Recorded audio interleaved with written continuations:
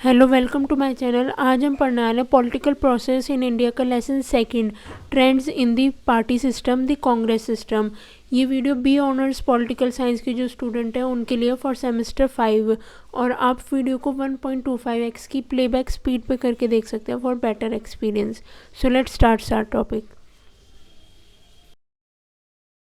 इस वीडियो में हम द कांग्रेस सिस्टम के बारे में पढ़ेंगे, किस तरीके से जो कांग्रेस सिस्टम है वो क्रिएट हुआ और उसमें क्या कांग्रेस ने किस तरीके से लोकसभा इलेक्शन में जीत हासिल की।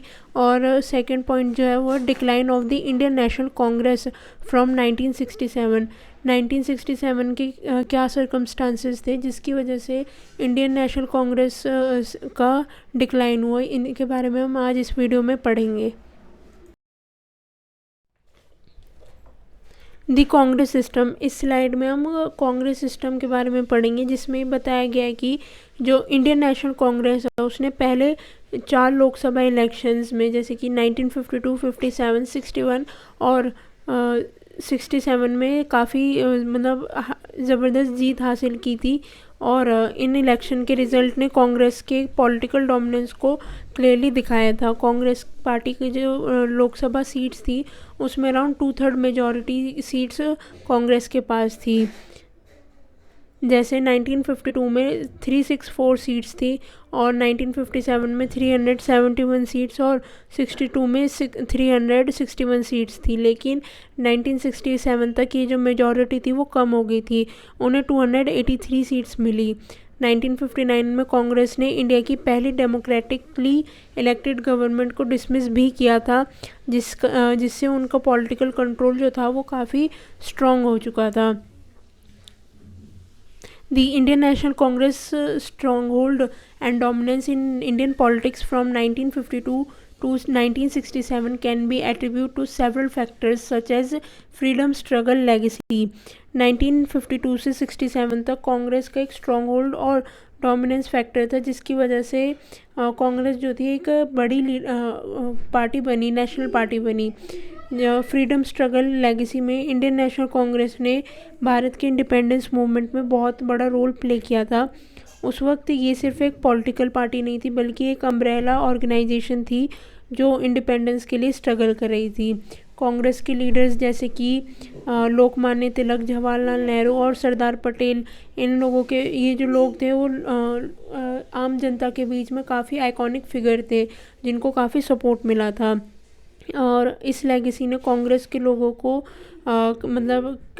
कांग्रेस की पार्टी ने लोगों को एक तरीके से ट्रस्ट और क्रेडिबिलिटी इंश्योर कराई, जिस वजह से इंडिपेंडेंस के बाद लोगों ने नेचुरली कांग्रेस को सपोर्ट किया, क्योंकि उन्हें उनकी जो लोगों की सोच जो थी वो यही थी कि पार्टी जो है देश की डेवलपमेंट और स्टेबिलिटी को ही कंटिन्यू कर पाएगी। सिर्फ यही पार्टी है जो मतलब नेशन को चला पाएगी, ऐसा उस टाइम पे लोगों का मानना था, क्योंकि जो इंडियन नेशनल कांग्रेस पार्टी थी वो फ्रीडम फाइट में काफ़ी ज़्यादा एक्टिव थी।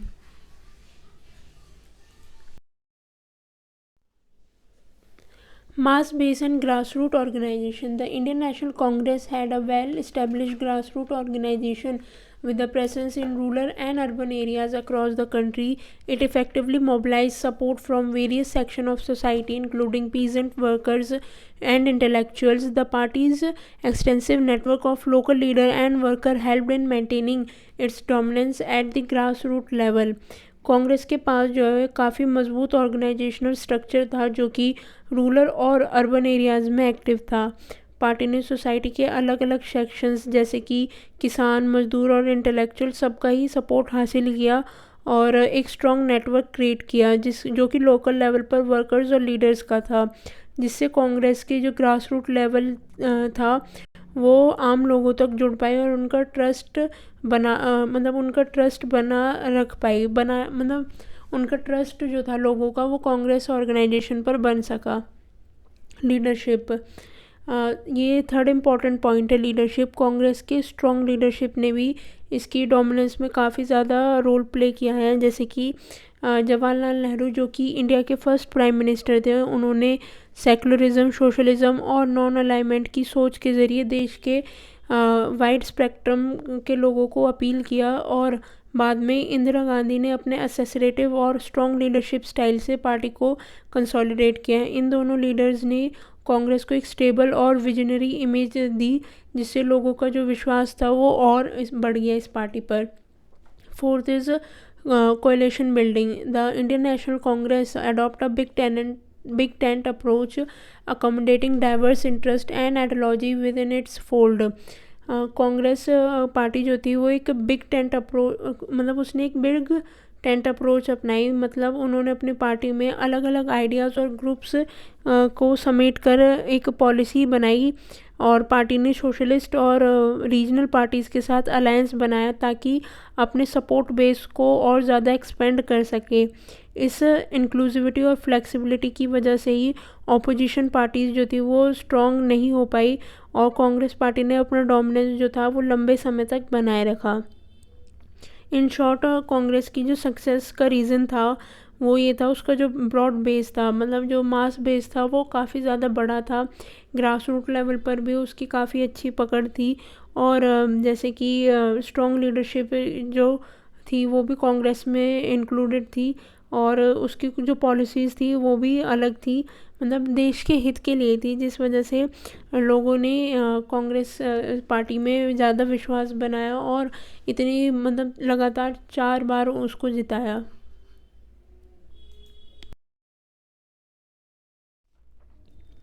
Decline of the Indian national Congress from 1967। इस स्लाइड में हम कांग्रेस का जो रूल था वो किस तरीके से डिक्लाइन हुआ 1967 के बाद, क्या क्या उसके फैक्टर थे उस बारे में पढ़ेंगे। जो सबसे पहला रीज़न था वो था discontent with Congress rule. The prolonged Indian national Congress at both the centre and the state lead to growing discontent among section of the population, particularly farmers, laborers and marginalized communities.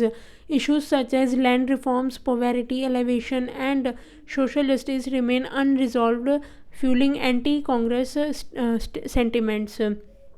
Congress के रूल जो था वो काफ़ी लंबे समय तक स्टेट और central level पर चला था, लेकिन इस दौरान लोगों में डिससेटिस्फेक्शन बढ़ने लगा, खास करके फार्मर्स, लेबर्स और मार्जिनलाइज्ड कम्युनिटीज़ के बीच। जो इश्यूज़ थे जैसे कि लैंड रिफॉर्म, पॉवर्टी अलाइवेशन और जैसे कि सोशल जस्टिस, ये सारे जो इश्यूज़ थे वो प्रॉपरली सॉल्व नहीं हो पाए। इस वजह से लोगों में एंटी कांग्रेस सेंटिमेंट जो थे वो उभरने लगे, और यही कारण था कि 1967 के बाद जो कांग्रेस की पॉपुलैरिटी थी वो धीरे धीरे कम होने लगी। Second is economic challenges and agrarian distress. उस समय भारत को फूड शॉर्टेज और इन्फ्लेशन यानी कि महंगाई और इकोनॉमिक इंस्टेबिलिटी जैसी प्रॉब्लम्स का सामना करना पड़ रहा था। किसानों की जो हालात थे वो काफ़ी ख़राब होने लगे थे, और रूरल डिस्ट्रेस काफ़ी ज़्यादा बढ़ चुका था। कांग्रेस गवर्नमेंट ने इन इश्यूज़ को इफ़ेक्टिवली एड्रेस नहीं किया, जिसके कारण लोगों का जो विश्वास था इस पार्टी पर वो भी कम हुआ। स्पेशली पंजाब और बिहार जैसी जो एग्रियन स्टेट हैं उनके अंदर जो लोग थे वो कांग्रेस की लीडरशिप से काफ़ी ज़्यादा डिससेटिस्फाई थे।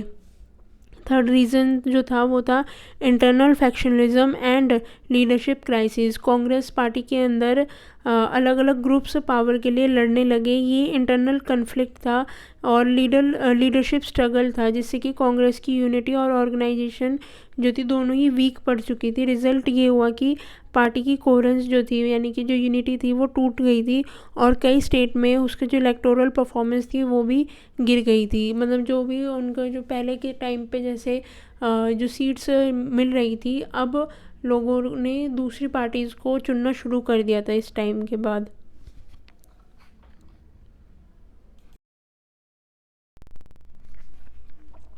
Emergence of strong opposition alliances. Opposition parties form strategic alliances and coalition to challenge the dominance of Indian National Congress. These alliances brought together diverse political forces, including regional parties, socialist and communist, presenting a formidable electoral challenge to the Indian National Congress in various states.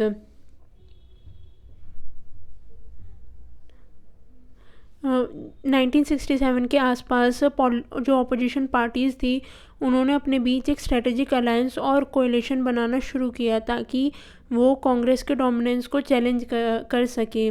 पहले जहां कांग्रेस के सामने कोई भी strong alternative option available नहीं था, अब वहीं रीजनल पार्टीज़, सोशलिस्ट ग्रुप्स और कम्युनिस्ट पार्टीज़ एक साथ मिलकर इलेक्शन लड़ने लगी, जिस वजह से इन पार्टीज़ की यूनिटी ने कांग्रेस के खिलाफ एक मजबूत इलेक्टोरल चैलेंज क्रिएट किया, जिससे कई स्टेट्स में कांग्रेस पार्टी ने अपनी मेजॉरिटी लूज़ की।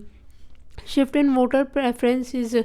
The 1967 election witnessed a significant shift in the voter preferences, with voters increasingly opting for non-Congress alternatives. Factors such as regional pride, ideological consideration, and disillusionment with the Indian National Congress rule influenced voter behavior, leading to the decline of the Indian National in the several states. 1967 के election में लोगों के जो voting behaviour था उसमें एक काफ़ी बड़ा बदलाव देखने को मिला था। पहली बार लोगों ने ट्रेडिशनल और फ्रीडम स्ट्रगल की लेगेसी को छोड़कर, यानी कि जो कांग्रेस उनको वोट ना देकर अपनी जो नई पार्टीज़ थी, जैसे कि रीजनल प्राइड, आइडियोलॉजिकल बेस्ड जो पार्टीज़ थी, उनको वोट देना ज़्यादा प्रेफर किया, जिस वजह से कांग्रेस की जो डोमिनेंस था वो कम हुआ। कांग्रेस पार्टीज़ की तरफ जो जो वोटर्स थे उन्होंने कई स्टेट्स में वो